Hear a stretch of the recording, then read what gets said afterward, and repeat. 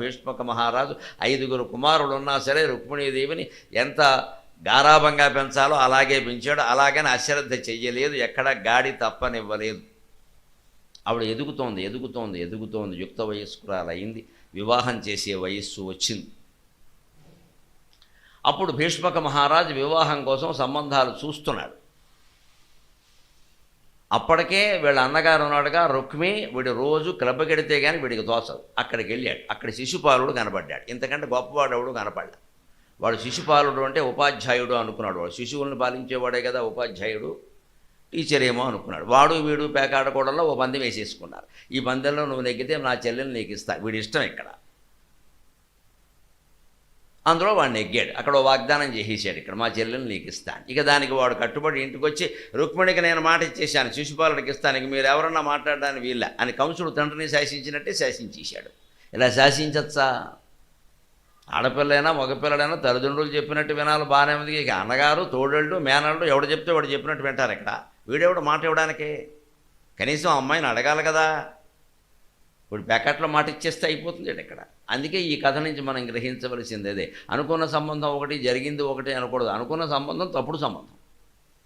ఎలా చేసుకుంటుంది ఆ అమ్మాయి? పైగా శిశుపాలుడి యొక్క గుణగణాల గురించి అంతకుముందే తెలుసు.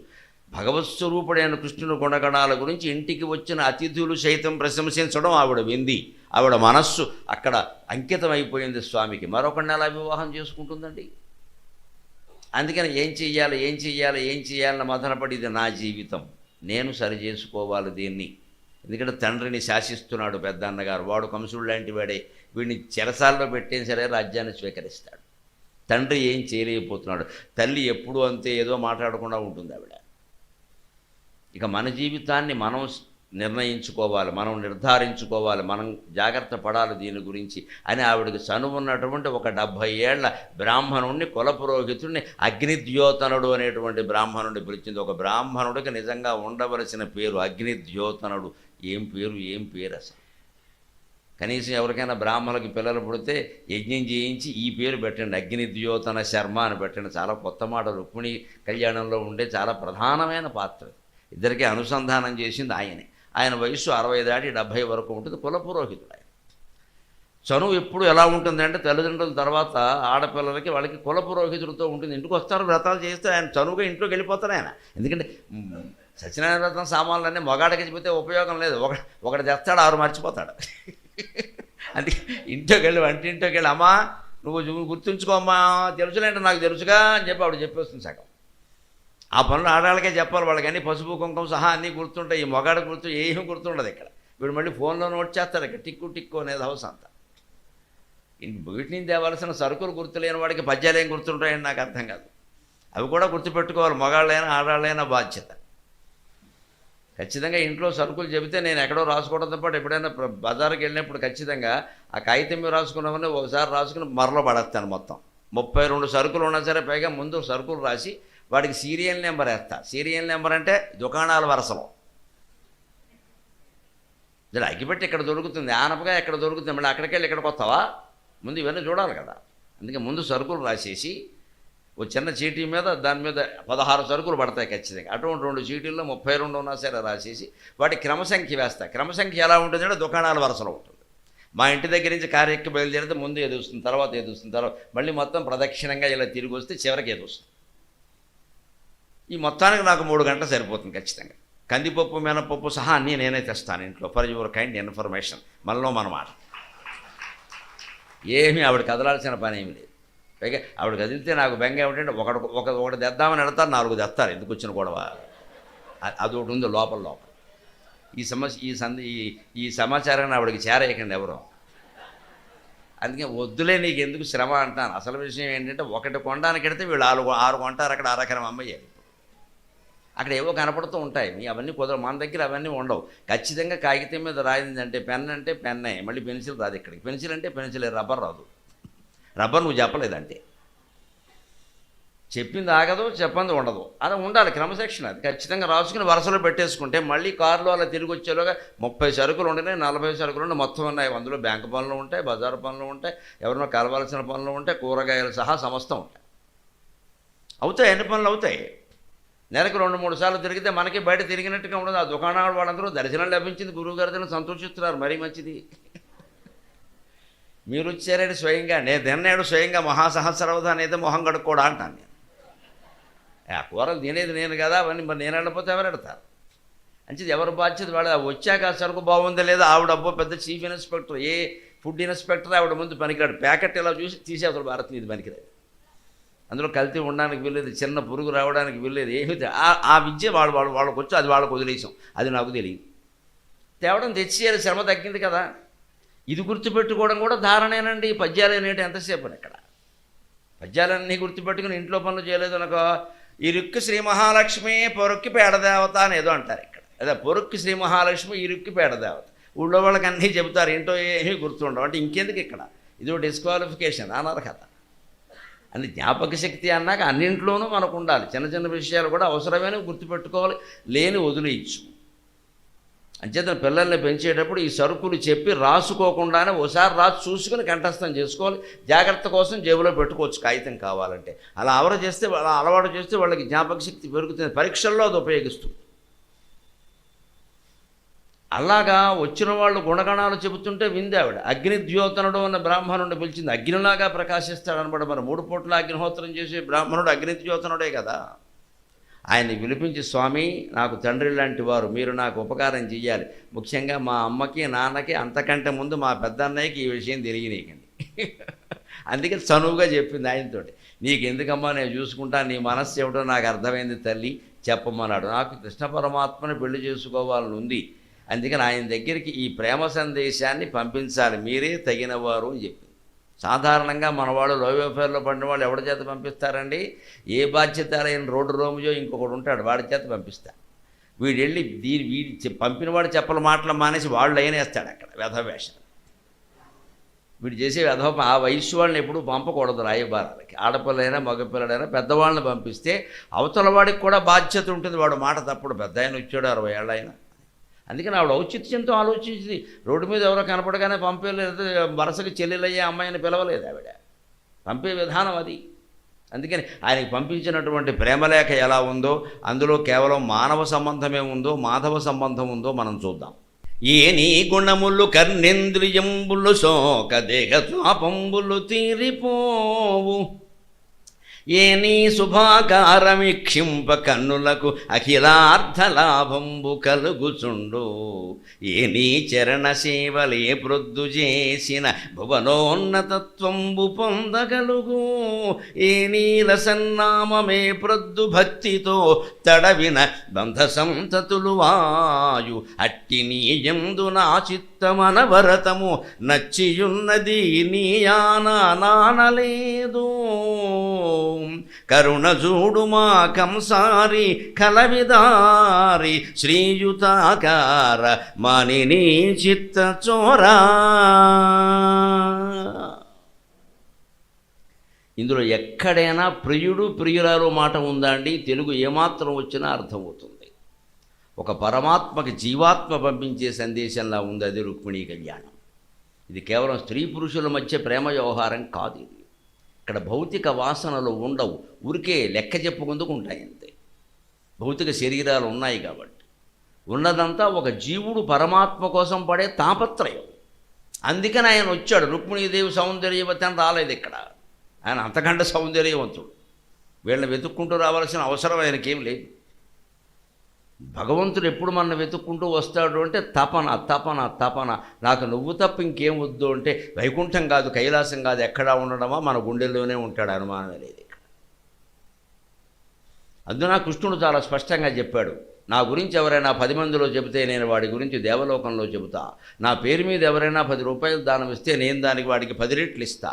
అంతేకాదు ఉద్ధవ, ఒక్క మాట చెబుతున్నా, చివరిదైనా చిన్నది కాని మాట, నన్ను ఎవడైనా మనస్సులో స్మరిస్తూ ఉంటే ఇంకో దారి లేదయ్యా, నేను వాడు ఉన్న చోటే ఉంటా అన్నాడు ఆయన. ఇంతకంటే ఏమైనా కావాలా? ఇంతకంటే సులభమైన ఉపాయం ఉందా? యజ్ఞాలు అక్కర్లేదు, యాగాలు అక్కర్లేదు, జాతకాలు అక్కర్లేదు, అక్షరాలు మార్చుకోక్కర్లేదు, అంకెలు మార్చుకోక్కర్లేదు, బుద్ధి మార్చుకుని భగవన్నామస్మరణ చేస్తే చాలండి, అందరం బాగుపడతాం. దీనికి ఎవడి కాళ్ళ మీద పడక్కర్లేదు, ఏ గురువు అవసరం లేదు. అది మనం నేర్చుకోవాలి. అదే చెబుతుంది ఇక్కడ, భగవంతుని యొక్క గుణాలు వింటే చాలుట. ఏ నీ గుణములు కర్ణేంద్రియంబులు సోక దేహతాపంబులు తీరిపోవు. నీ గుణాలు కర్ణేంద్రియాలకి సోకితే దేహతాపాలు తీరిపోతాయి. శ్రవణం ద్వారా ముక్తి పొందిన మహానుభావుడు ఎవరండి? పరీక్షిత్తు. ఆయనకి దేహతాపం తీరిపోయింది. మృత్యువు అంటే భయం పోయింది ఆయనకి. భాగవతం అంటే మనకి భయం పోతుంది. మృత్యువు పోతుంది అనుకోవద్దు, పొరపాటు. భాగవతం విన్నాక నాకు ఆయుర్దాయం పెరిగింది, అందుకోసం కాదు భాగవతం. నీకు ఆయుర్దాయం పెరిగితే ఏం చేస్తావు ఇక్కడ? ఇంకా ఈఎంఐలు కట్టి అప్పులు చేస్తావు ఇక్కడ. ఎందుకు నీ ఆయుర్దాయం పెరగడం? ఆయుర్దాయం కాదు ఇక్కడ. ఆయుర్దాయం ఉండి ఏం చేసావు? 32 ఏళ్ళకి వెళ్ళిపోయాడు శంకరాచార్య, ఎంత ఉపకారం చేశాడు? 153 రచనలు చేశాడు. 39 ఏళ్ళకి వెళ్ళిపోయాడు వివేకానంద, ఎంత ఉపకారం చేశాడు జాతికి. 28 ఏళ్ళకి వెళ్ళిపోయాడు మహానుభావుడు రామానుజన్, ఎంత ఉపకారం చేశాడు గణిత శాస్త్రంలో. ఉపాధ్యాయులు ఆయన దగ్గర సందేహాలు తీర్చుకునేవారు రామానుజన్ దగ్గర. మ్యాథమెటిక్స్ ప్రొఫెసర్లు సందేహం వస్తే రామానుజన్ అడిగేవారట. నిజంగా రామానుజనే పూర్వజన్మలో లక్ష్మణుడు ఆయన. అన్నగారి సేవ చేసిన ఫలం అలా వచ్చేసింది. అంతటి మేధావి. మరి వాళ్ళందరూ ఎక్కువ కాలాలు ఏం బతకలేదండి. అది పెద్ద సమస్య కాదు. ఇక్కడ ఎక్కువ కాలం బతికి మహానుభావులు లోకానికి మేలు చేసిన వాళ్ళు ఉన్నారు, తక్కువ కాలంలోనూ చేసిన వాళ్ళు. అంటే ఆయుర్దాయం ప్రధానం కాదు, ఏం చేసావనేదే ప్రధానం అక్కడ. అందుకే పరీక్షిత్తు 7 రోజుల్లోనే భాగవతాన్ని విన్నాడు. ఎందుకంటే 7వ రోజు చావక తప్పదు. ఆయనకి దేహతాపం ఎక్కడ తీరిపోయిందో తెలుసా? 12వ స్కంధంలో ఉంటుంది అసలైన రహస్యం. పారాయణ చేస్తే తెలియదు, ఇది అవగాహన చేసుకుంటే తెలుస్తుంది. శుకుడు కథని ముగిస్తూ పరీక్షిన్ మహారాజా అని గడియారం లేదు కానీ చూసే ఉంటాడు. బహుశా 5:30 అయింది సాయంత్రం, 6 గంటలకు సూర్యాస్తమయం అవుతుంది. 7వ రోజు. నీ ఆయుర్దాయం ఇంతే కదా, భాగవతం కూడా ముగుస్తోంది. నీకు ఒక్క మాట నేను చెబుతున్నా, నిన్ను తక్షకుడు కాటేయడం ఖాయం, నువ్వు పోవడం ఖాయం. ఇది చెప్తే మనం ఎవరన్నా వింటాం? వినకూడదు బాబు, కోసం ఇంటికి వెళ్ళిపోతాం, ఎందుకు వచ్చిన కూడా. పరీక్షిత్ హాయిగా విన్నాడు. ఆ జ్ఞానం అంటే అది. లేకపోతే 7 రోజులు ఎందుకు వినాలి? జ్ఞానం కలిగింది ఆయనకి. నిన్ను పాము కాటేయడం ఖాయం, 5 తలల పాము ఖచ్చితంగా కాటేస్తుంది. దశంతం తక్షకం పాదే లేలిఘానం విషాననై, దశంతం తక్షకం పాదే లేలిఘానం విషాననై న ద్రక్ష్యసి స్వం శరీరం విశ్వం చ పృథగాత్మనః. నీకు మృత్యువు తప్పుతుందని కానీ, నీకు రాజ్యం తిరిగి పరిపాలిస్తావు నువ్వని కానీ, ఆయుర్దాయం పెరుగుతుందిగా నేను ఈ భాగవతం చెప్పలా. అదే ఆశిస్తే ఓ అరగంట ముందే వెళ్ళి నువ్వు వెళ్ళిపోవచ్చు, నాకు అనవసరం కంఠశోష. ఆవు పాలు పితికినంత కాలం తప్ప, గోదోహన కాలం 15 గంట సమయం తప్ప ఎక్కడా ఉండని నేను నీ కోసం ఆగాను అంటే నా తండ్రి ఆజ్ఞ, నా తండ్రి ఆజ్ఞ. ఆయన రాసిన భాగవతం లోకానికి అందాలి, అందుకోసం చెబుతున్నాను. పితృణం తీర్చుకుందుకు నేను ఈ పని చేస్తున్నాను. నీ నుంచి నేను ఆశిస్తున్నది ఏమిటంటే జ్ఞానం. నీకున్నా లేకపోయినా మంచిది. నేను చివరి మాట చెబుతున్నా, నిన్ను తక్షకుడు 5 తలలతో వచ్చి భయంకరంగా కాటు వేయడం ఖాయం. అందులో తేడా లేదు. ఇంకా దశంతం తక్షకం పాదే లేలిహానం విషాననై. సంస్కృతంలో ఎంత గొప్ప పదాలు ఉంటాయో. పాముని లేలిహానహ అంటారంటే ఈ 4 లేలి లేలి లేలి లేలి, అది లేలిహాన. దాని పాము 4 చూడండి, ఇలా లేలి లేలి లేలి లేలి అంటే దాన్ని చూస్తేనే మన ప్రాణాలు పోతాయి. ఆ 4 వచ్చి మనం నాకేసినట్టే. అదే లేలిహానక లేలిహానక. ఈ 2 నాలుకలతోనే లేహ అంటే నేను నాకేస్తుంది. లేహ్యం అదే లేహ్యం తినట్టు తినేస్తుంది. అందుకే లేలిహానం అంటారు. ఆ ప్రయోగాలు అంత అందంగా. అగ్నిదేవుడిని వర్ణిస్తారు మంత్రశాస్త్రంలో. వైశ్వానరాజ విద్మహే లీలాయ ధీమహి తన్నో అగ్ని ప్రచోదయాత్. వైశ్వానరుడు తెలుసు. లాలీలా ఏమిటి? ఒక అగ్ని రేఖ, లా ఇంకోటి లీ, అలా ఉంటుందన్నమాట. వేదం మహాకవిత్వం, శబ్దంతోనే చెబుతారంత. లా లీలాయ ధీమహి, లా ఎలా ఉంటుంది, లీ ఎలా ఉంటుంది. అంతే. అగ్ని రేఖలు కూడా అలాగే ఉంటాయి. సప్త జిహ్వ కదా, ఒక జిహ్వ ఇలాగా, ఒక జిహ్వ ఇలాగా, అలాగే లా లీలాయ ధీమహి. లేకపోతే ఇంకా లాలీలాగా ఏం లేదు అక్కడ. మంత్రపుష్పంలో ఉంటుందన్నమాట వేదంలో, మహానారాయణోపనిషత్తు. అందుకే దాని అంత అందమైన పేరు. అలాగే పాముకి లేలిహానం అన్నారు. ఇలా 4 లాకేస్తుంది ప్రాణాన్ని అన్నాడు. అది కరవక్కర్లేదు. అటువంటి లేలిహానం 5 తలలతో వచ్చి నిన్ను కాటేయడం ఖాయం పరీక్షిత్ మహారాజా. కానీ అప్పుడు నువ్వు ఏ స్థితిలో ఉంటావంటే, నా ద్రక్ష్యసి స్వం శరీరం విశ్వం చ పృథగాత్మనః. నీ శరీరాన్ని కానీ తక్షకుణ్ణి కానీ ఈ మొత్తం ప్రపంచాన్ని కానీ నీ ఆత్మ కంటే భిన్నంగా నువ్వు చూడవు. అంతా నీ మనస్సులోంచి వచ్చిన పెద్ద మాయ అని నీకు అర్థమైంది. ఇక ఉంటే ఎంత పోతే ఎంత అన్నది. ఇది మనకి చాలా కష్టం అర్థం కావడం. దానికి రమణ మహర్షి చెప్పిన ఉపాయం ఏమిటంటే, గంటకోసారి ఎక్కాలు అప్పగించినట్టుగా ఇది మాయ, ఇది మాయ, ఇది స్వప్నం, ఇది స్వప్నం అని కంఠస్థం చేయమన్నాడు ఆయన. అనుకుంటూ టిఫిన్ తిన్నావు, ఇది మాయ. డబ్బులు ఇచ్చావు, ఇది మాయ. డబ్బులు ఎవడో ఎగ్గొట్టాడు, ఇది మాయ. భార్య, ఇది మాయ. భర్త, ఇది మాయ అనుకో. ఓ బాకీ అనుకోంది వసూలైంది, ఇది మాయ. ఓ బాకీ ఉన్నది పోయింది, ఇది మాయ అనుకుంటూ ఉండు. ఇది స్వప్నం అనుకోమన్నాడు ఆయన. మాయ అంటే తెలియదు, కళ. మనకి ఎంత భయంకరమైన కళ వచ్చినా బయటపడుతున్నావా లేదా మెలకురాగానే. ఎంత కళ వచ్చింది ఏమిటి అనుకుంటున్నాం. జీవితము అంతే. దీన్ని కలగా మనం గ్రహించినంత వరకు, శంకరాచార్య చెప్పినట్టుగా బ్రహ్మ సత్యం జగన్మిథ్య అనే సత్యం గ్రహించినంత వరకు మనిషికి ఏ భయమూ పోదు. భయాన్ని పోగొట్టగలిగే సిద్ధాంతం అద్వైతం ఒకటే. మేము రాజమండ్రిలో 88లో ఎంఫిల్ చేసినప్పుడు అమెరికా నుంచి ఒక పరిశోధకుడు వచ్చాం. మా గురువుగారు కొత్తపల్లి వీరభద్రరావు గారు మహానుభావుడు, 16 భాషల్లో పండితుడు ఆయన. ఆ 8 భాషల్లో పండితుడు, 16 విశ్వవిద్యాలయాల్లో తెలుగు పెట్టించాడు ఆయన విదేశాల్లో. ఆయన మాకు అక్కడ డీన్గా ఉన్నారు, రిటైర్ అయ్యాక గౌరవానికి తీసుకొచ్చారు. మా అదృష్టం ఒక ఏడాది ఆయన దగ్గర చదువుకోగలిగి మహానుభావుడు. ఆయన అమెరికన్ పరిశోధకుడిని మా కోసం పిలిపించాడు ప్రత్యేక. రే వాళ్ళు చాలా శ్రద్ధగా చేస్తారు, మీరు వినాలి రే, మన దగ్గర తొట్టిగ్యాంగ పరిశోధనలు కాదు ఎంతసేపు ఇక్కడ అని ఆయన పిలిపించాను. ఎందుకంటే మన దగ్గర పరిశోధనలు ఎలా ఉంటాయంటే, తిక్కన గారి కవిత్వంలో ఔచిత్యం పెడతాడు. ఇంత 500 పేజీల పుస్తకం రాస్తాడు. ఇందులో ఏమంటాడు, తిక్కన వీరరసమును ఎట్లు పోషించనో తిలకింపుడు అని ఒక 10 పద్యాలు ఇస్తాడు.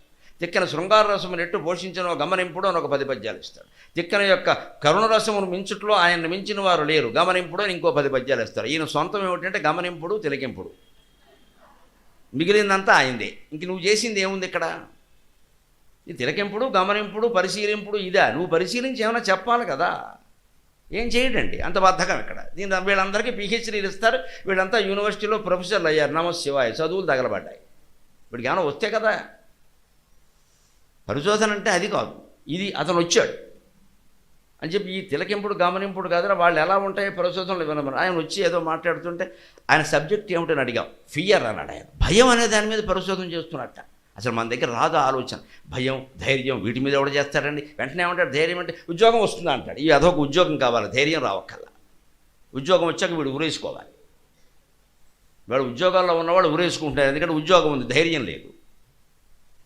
అతను భయం మీద పరిశోధన చేస్తున్నాడు. మేము వెంటనే మామూలుగా మా జ్ఞానం మాకుంటుందిగా, దీనివల్ల ఏమైనా మీకు ఉద్యోగం, what is that job, what is the relation between the PhD and the job అన్నాడు. మాకు ఆశ్చర్యమైంది. పిహెచ్డీకి జాబ్కి ఏమిటండి, నేను జాబ్ మానేసి చేస్తున్నా అన్నాడు ఆయన. అది కాసేపు అతను దాని గురించి చెప్పాడు. చెప్పి తర్వాత మేము అడిగాం ఒక ప్రశ్న, మీకు ఎంతకీ అయిపోయిందా మీ పరిశోధన అంటే, 18 దేశాలు తిరిగాను, అవ్వలేదు. నేను తిరుగుతూనే ఉన్నాను. ఈ దేశంలో కేరళలో శంకరాచార్య సిద్ధాంతంలో మాత్రమే నాకు సమాధానం దొరికింది. దాంతో అయిపోయింది నా పరిశోధన.